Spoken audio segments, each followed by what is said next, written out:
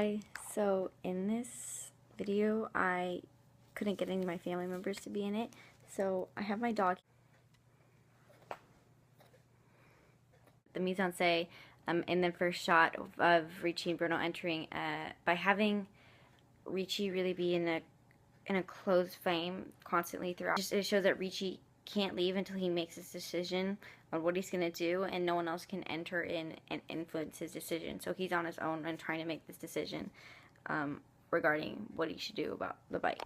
By having that sort of enter that way and having no one actually notice him walking in, sort of like sends a sense of like how society really doesn't take notice into how like reality is like affecting different people, and how just sort of they're in their own world and they have to make their own decisions that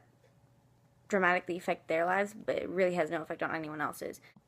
The cinematography in the scene sort of is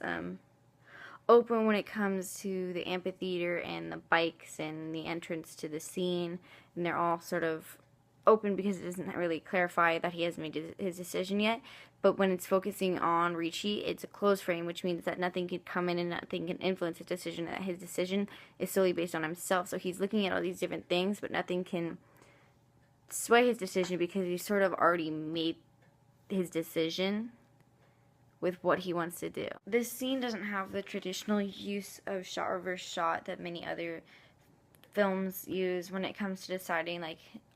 a major decision that influences the outcome of the story. It doesn't have that shot reverse shot. It uses more of like this continuity editing where it's just this flow of information where it's the bikes